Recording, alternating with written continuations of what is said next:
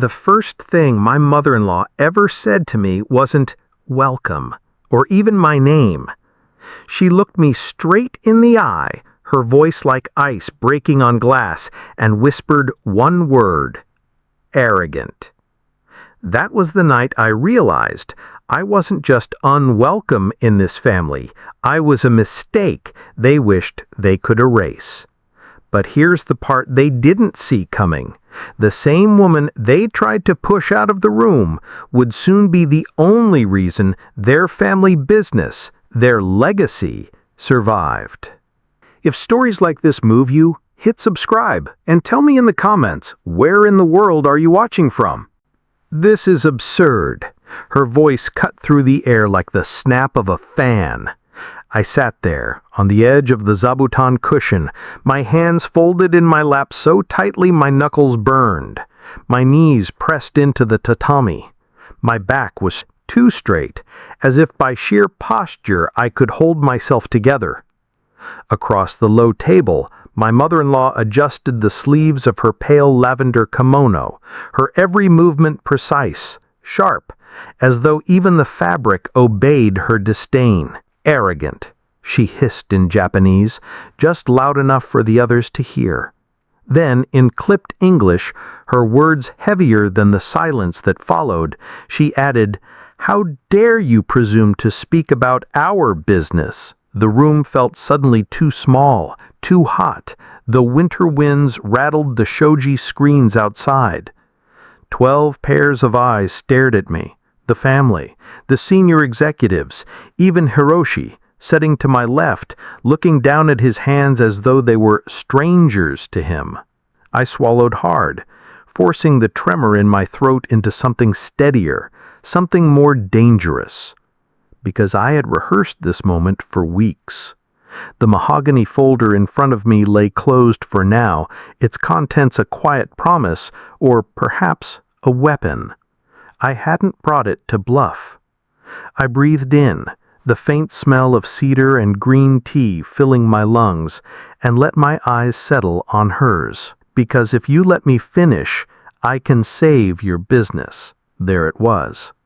Not loud, not defiant, just enough. Her lips curled upward, not a smile, but the kind of expression that dared me to continue. Behind me, the faintest sound. Someone set down a sake cup too quickly. Hiroshi shifted beside me, but didn't speak. I thought of all the times I had sat in this room, smaller than I ever thought a human could feel. All the times her words had pressed against my ribs and made me question every choice that had brought me here. And still I stayed.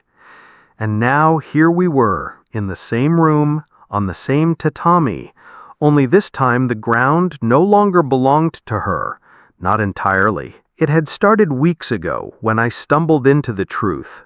The company, Sato Ceramics, jewel of the prefecture, pride of their ancestors, was drowning quietly, elegantly. A beautiful ship already half sunk, and no one at this table had yet dared to say the word, bankruptcy. And so I learned their language. Not just the words, though that too. I learned the silences, the weight of a bow, the sharpness of a whispered insult meant to cut and yet conceal itself. I learned what not to say and what must be said anyway. And tonight I was done waiting for their permission to speak. I looked around the table, at the uncle who once said I was just a decorative foreigner, at the aunt who laughed when I wore the wrong shoes into the genkin, at Hiroshi who loved me, but not enough to stand, and finally, back at her. The silence stretched long and thin, like the porcelain vases lined up behind her on the shelf, waiting to crack. Arrogant, she repeated again, softer now. I reached for the folder. My hands didn't shake, and as I opened it, as the papers inside caught the faint light of the lantern above us, I heard myself say, "Let me show you what arrogance can accomplish." And then, well, the real dance began. My name is Charlotte Bennett. I grew up in Manchester, in a red brick terrace house where the neighbors all knew your name and asked about your mum at the corner shop. As a child, I was the kind of girl who kept lists, neat little columns of pros and cons for everything, even which cereal to buy.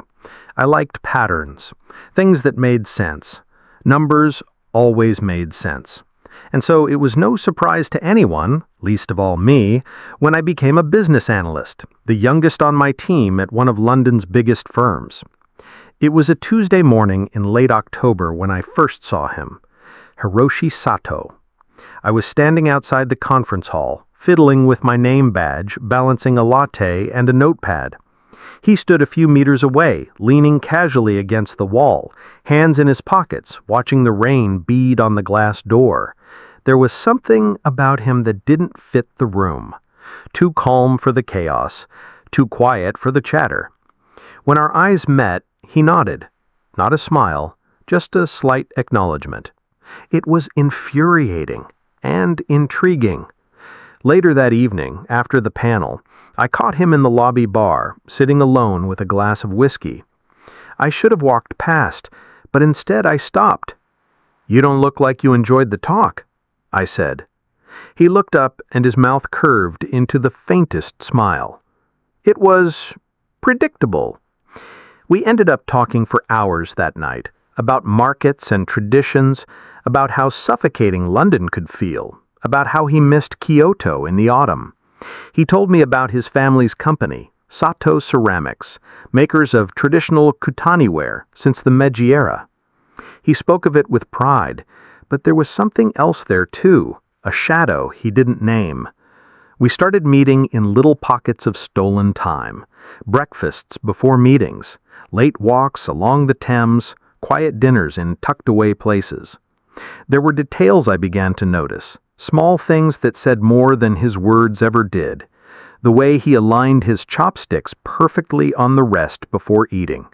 The way he paused before answering, choosing each word like a craftsman picking the right glaze. The way he would stand still, completely still, in a moment when anyone else would have filled the silence. It was intoxicating. By spring, we were inseparable.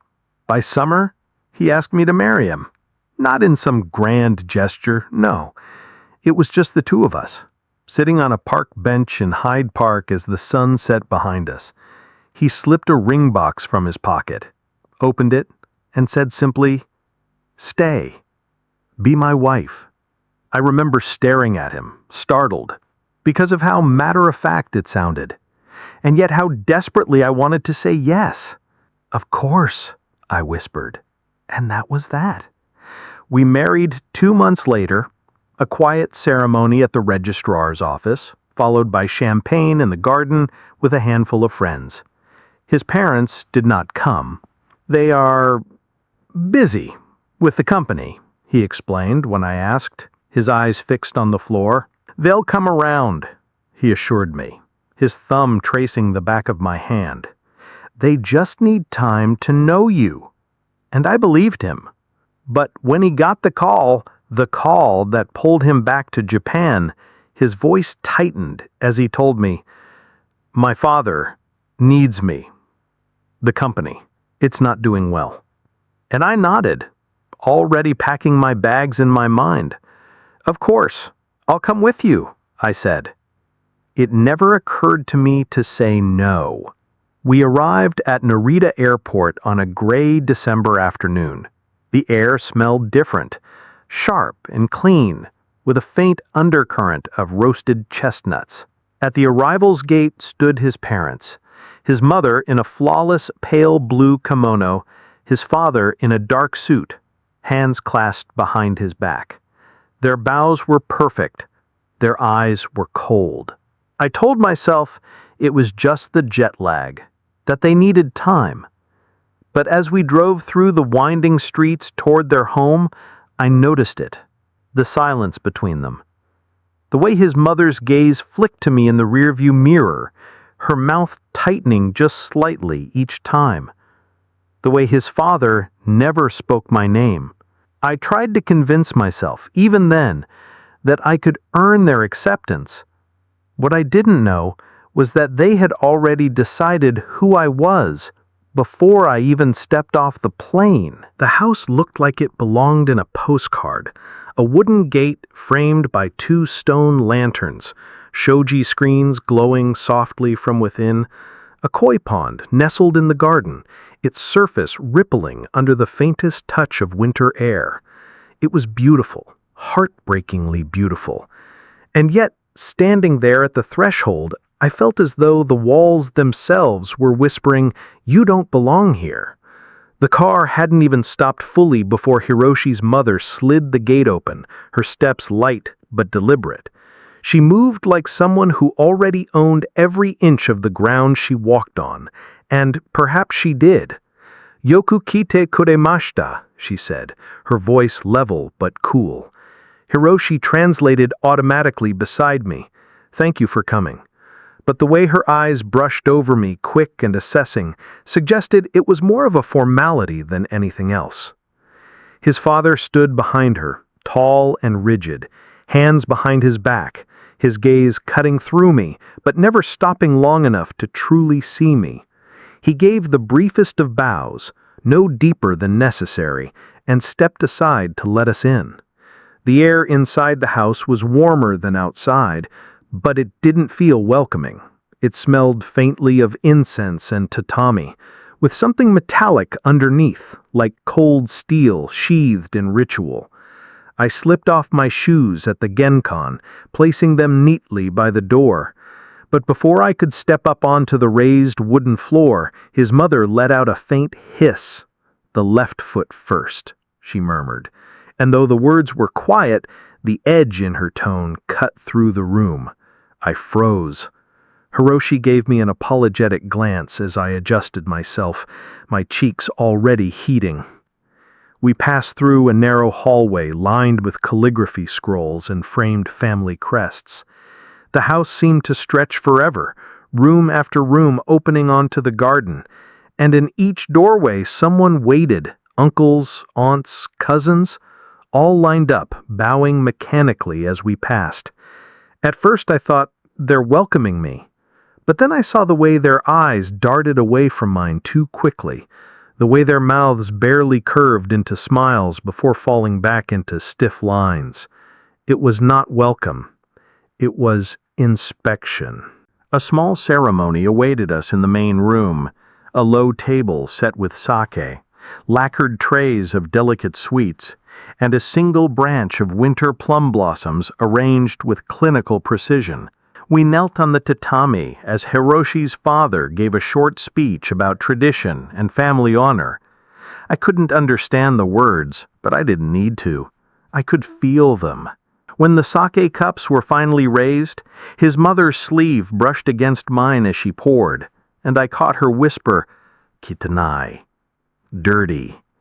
The word landed like a drop of ink in clear water, spreading quietly, staining everything. Hiroshi pretended not to hear. Later that night, after everyone else had retired, I wandered into the garden. The koi stirred lazily below the surface as I knelt by the pond, my reflection trembling on the water. In the distance, I heard the faint creak of a door sliding open. Then her voice, low but distinct, "This is not your place." I didn't turn around. Didn't answer. I just stared at the ripples, telling myself over and over that it was only the first day, that I could still fix this. But in the pit of my stomach, something heavier than hope began to settle. The first few days I told myself it was just a formality, that the stiffness, the quiet corrections, the way they avoided my gaze, all of it was just cultural. They didn't know me yet. It would pass. But it didn't pass. It sharpened. By the end of the first week, even the pretense of politeness had begun to crack.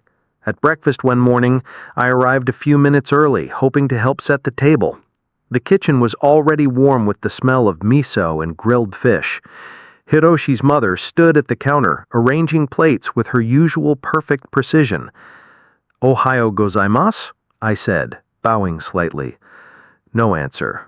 I hesitated, then reached for the tray of pickled vegetables. Her hand shot out, stopping mine midair. "Don't touch," she murmured in English, her eyes narrowing. "You'll ruin it." The tray clattered slightly as she set it back in place, adjusting each piece of daikon as though I'd already damaged it just by trying. At the table, Hiroshi's father buried himself in his newspaper. When I greeted him softly, he didn't even grunt in reply. When I reached for the soy sauce, his mother snapped something in Japanese and yanked it out of reach, muttering a word I didn't yet understand, but the contempt was clear. "Too much for you," she added in English, a faint smirk tugging at the corner of her mouth. "Better not try." Later that day, a neighbor stopped by with a small gift, delicate rice crackers wrapped in crisp paper. I rose to greet her, offering to make tea. Before I could move, Hiroshi's mother brushed past me, murmuring something low and sharp to the neighbor that made them both laugh softly. When I returned with the tray of tea, the neighbor wouldn't meet my eyes. That night at dinner, the air was thick with the smell of soy and judgment. I fumbled with my chopsticks. A piece of tofu slipped, landing on the tablecloth. The room went quiet. Then, a sharp inhale from his mother, followed by a hissed word in Japanese. "Clumsy," she translated herself this time, leaning just close enough for me to hear. So clumsy, like a child. Even Hiroshi's eyes stayed fixed on his plate. No one said anything else. The next morning, I woke to find my slippers missing from the doorway. When I asked, no one answered. At dinner, there was no place set for me. I stood awkwardly until one of the cousins finally pushed a cushion into the corner, where I sat alone, pretending not to notice the way they all avoided looking at me. When Hiroshi finally came to bed that night, I turned to him, whispering, "Why don't you say something? Why don't you stop them?" He stared at the ceiling, his hands folded over his chest. "Because they're my parents," he said quietly. "And in Japan, we don't confront family. We endure, for the sake of harmony." "Harmony?" I laughed bitterly. "This isn't harmony. This is cruelty." He didn't answer. He just rolled onto his side and closed his eyes. By the second week, the whispers stopped being whispers. At a family gathering, his uncle introduced everyone and skipped over me entirely. Later, I overheard him muttering to another man, "A disgrace. Bringing a foreigner into this family?" At the local shrine, I lit incense alongside them, trying to copy their movements. When I looked up, his mother was watching me, her lip curling. "Wrong," she said softly, shaking her head as though I were some unruly child who'd scribbled on her walls. The final straw came at a neighborhood festival.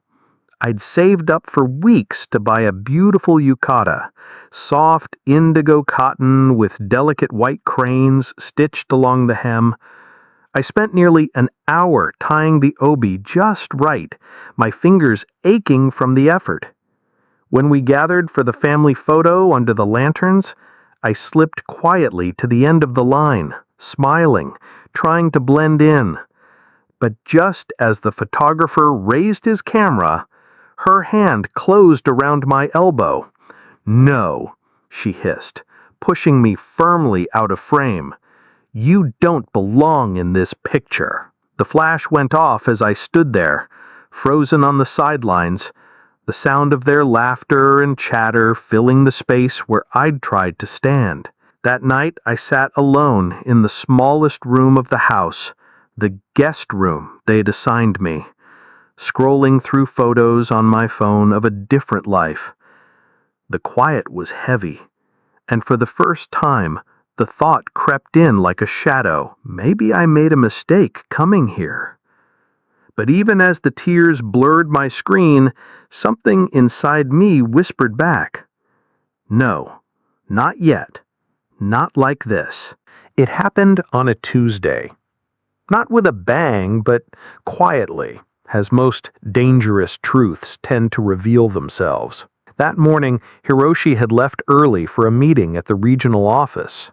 I stayed behind as usual, pretending to be busy, dusting the same shelves I'd already dusted twice that week, rearranging vases no one noticed. The house was unusually still, the kind of stillness that dares you to break it. Outside, a light snow fell on the garden, covering the koi pond in the soft white edges.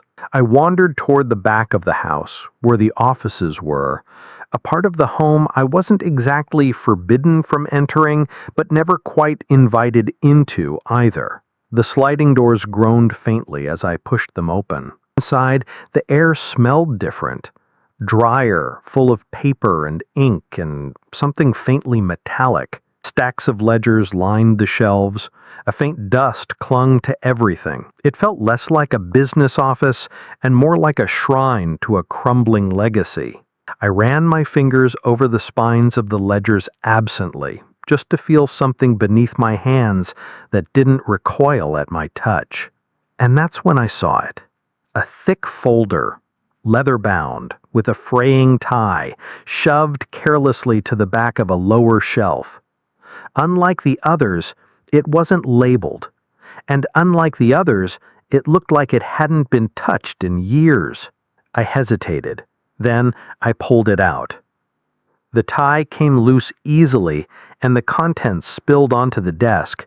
Pages and pages of crisp documents, stamped in both English and Japanese. At first, it didn't register. Just numbers, names, dates. And then I saw it. My grandfather's name. Charles Bennett. The blood in my ears roared. I flipped page after page, my fingers moving faster now. Investment agreements, wire transfer records, letters between him and Hiroshi's father. One letter stopped me cold, dated nearly 30 years ago.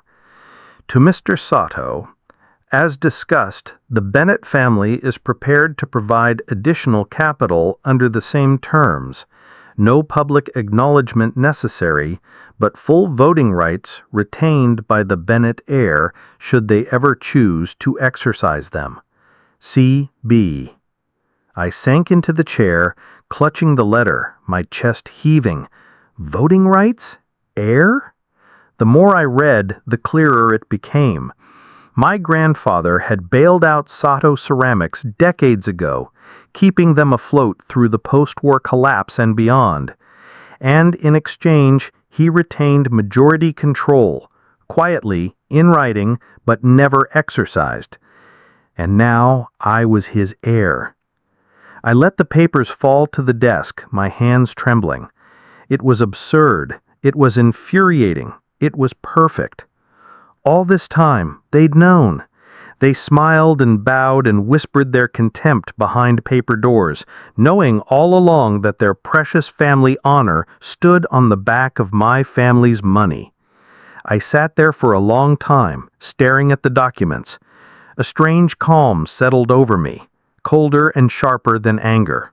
Because now I understood. They thought they could keep me small.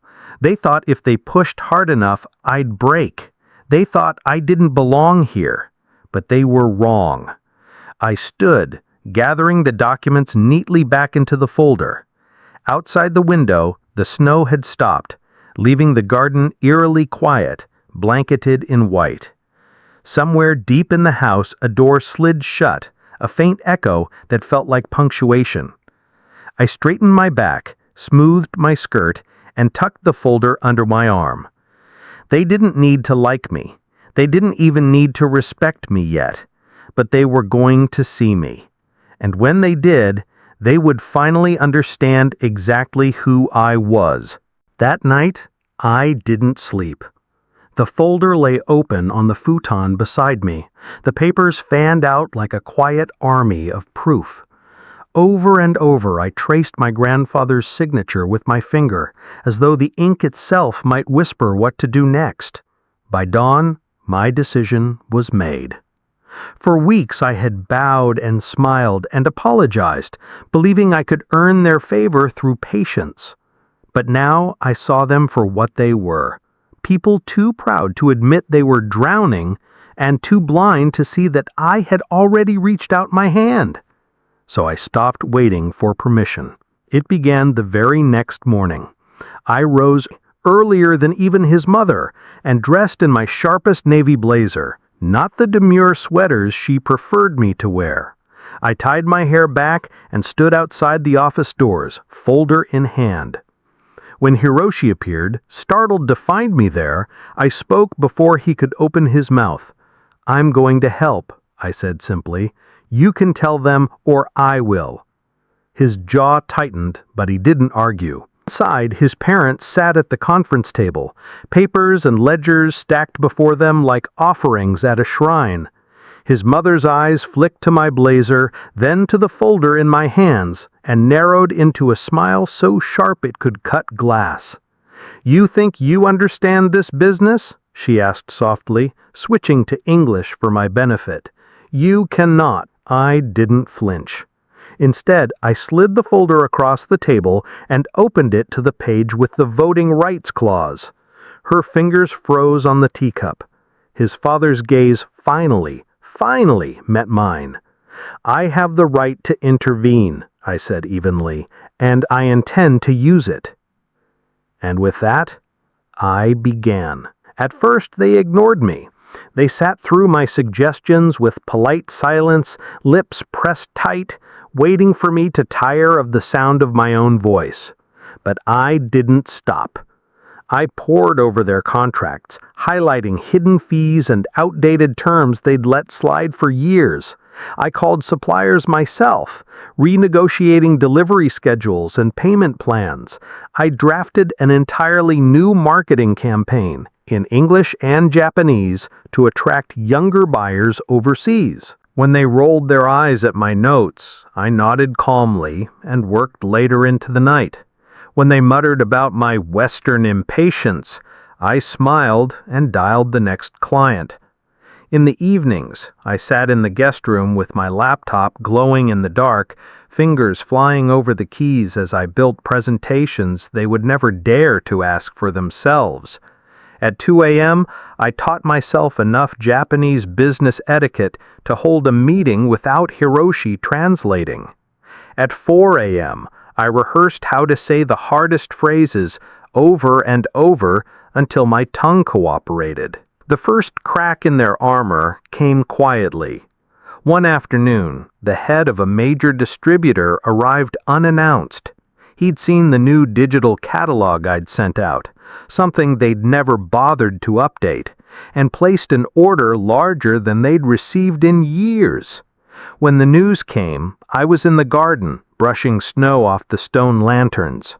His mother stood in the doorway, arms crossed, lips parted as though she might speak, but instead she simply turned and disappeared. Later that week, another order, and then another. Emails came in faster than they could answer. The numbers, their sacred numbers, began to climb. Still, they said nothing. Not yet. But I caught them watching me differently now. His father lingered at the office door when I spoke to a client. His mother adjusted the tea set where I worked late at night, but didn't tell me to leave. Even Hiroshi began to look at me differently, with something like awe, though he never said it aloud. Then came the meeting, the quarterly review with the board, the one I hadn't been invited to, but walked into anyway. The room went still as I entered, the folder tucked neatly under my arm, my notes memorized. I bowed low, then stood and spoke. In Japanese. I laid out the figures, the projections, the opportunities they'd been too afraid to seize. I answered their questions, even the ones they asked just to watch me stumble. I didn't. When I finished, the room was silent, and for the first time, no one looked away. That night, as I closed my laptop and stretched my aching hands, I caught my reflection in the darkened window.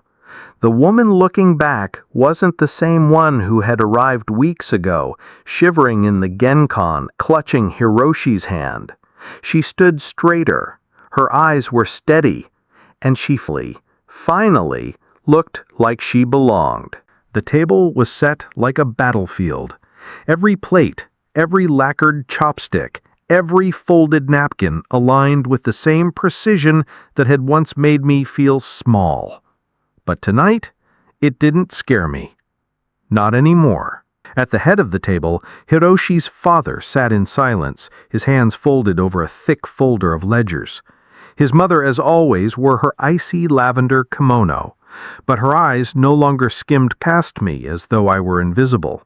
Now they watched me closely, measuring. The board members murmured quietly amongst themselves as I stood at the far end of the room, my notes clutched in one hand, the other resting lightly on the folder of contracts I had spent weeks rewriting. I could feel the weight of every gaze in the room, waiting, skeptical, maybe even resentful. Good. Let them watch. When Hiroshi tried to stand and speak, I stopped him with a glance. "This is mine," I said under my breath.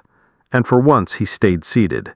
I took my place at the front of the room, bowed deeply, straightened, and began. "Sato Ceramics is not dying," I said, first in English, then again, slowly, deliberately, in Japanese. "It is asleep, and I have awakened it." One of the younger board members coughed softly into his fist, but no one else spoke.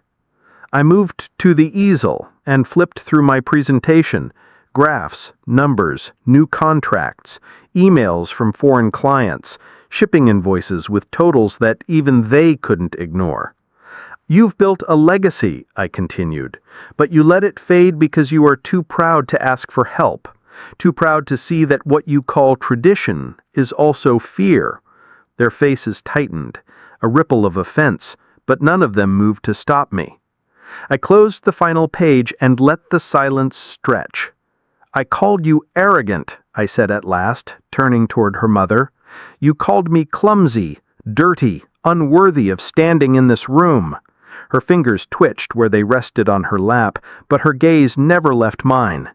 "And yet," I added softly, "I am the reason this room still stands." A murmur broke out, quick, low, but I raised my hand to quiet them. "This isn't about me taking control," I said, my voice steady. "This is about saving what you were willing to let die. And I did it not because you asked me to, but because I knew you never would."